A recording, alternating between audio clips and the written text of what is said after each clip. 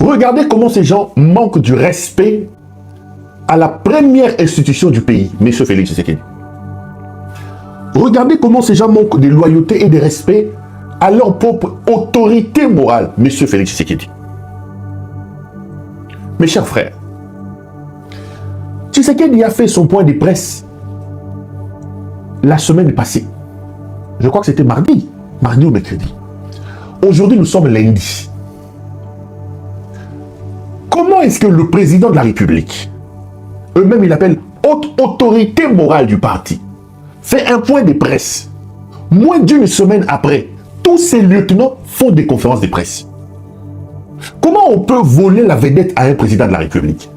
Donc, au sein de l'union sacrée, au sein de ses pouvoirs, on n'a aucun respect à l'endroit du chef à ce point.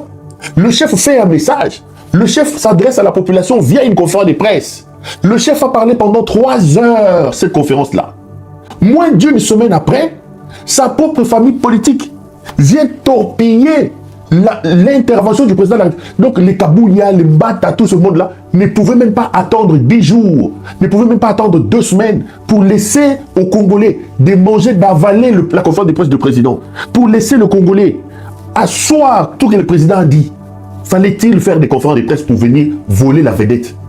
En journalisme et en communication, une actualité chasse une autre.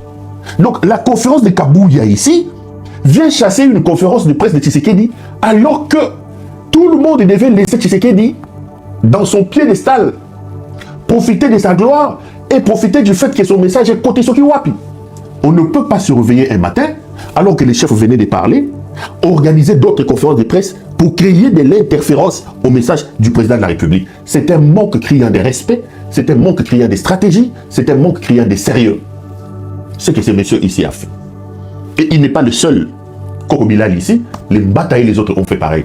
Ça, c'est une preuve, une véritable preuve que M. Tshisekedi n'est pas respecté comme président de la République et comme haute autorité morale de l'EFC. Moi, j'ai travaillé à Digital Congo.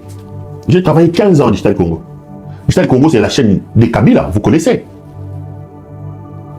La chaîne appartient à la famille Kabila.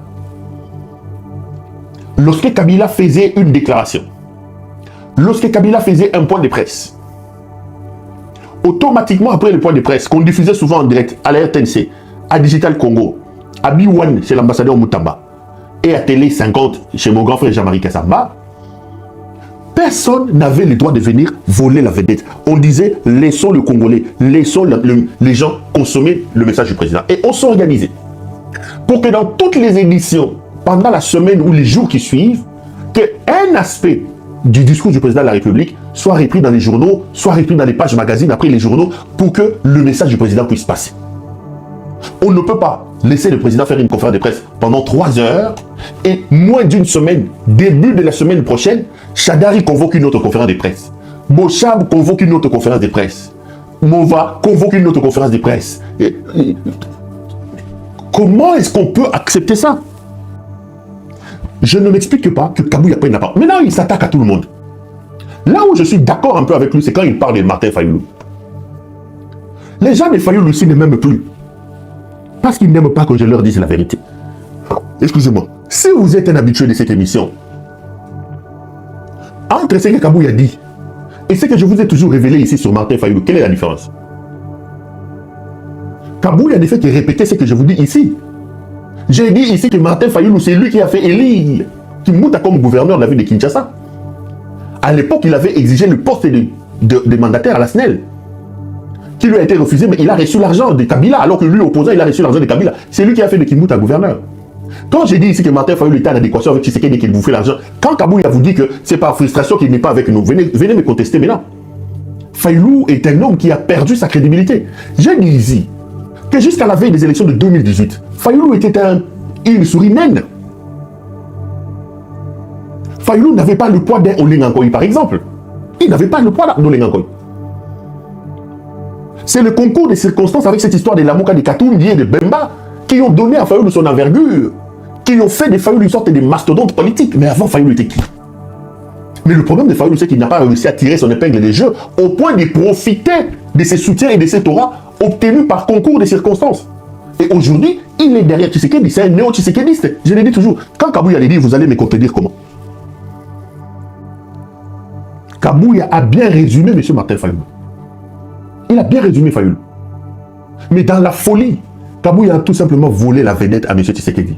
Et il a raconté sa vie dans beaucoup de choses. Quand on sert un homme, on s'organise pour cacher sa nullité. Quand on sert un homme, on s'organise pour cacher ses insuffisances. On ne vient pas manquer du respect à une haute autorité comme eux-mêmes appellent. On ne vient pas manquer du respect à un président de la République qu'on est supposé servir en disant ce que Martin Fayulu est en train de dire. En disant ce que Martin Fayulu est en train de dire. Plutôt ce que Kabouya est en train de dire.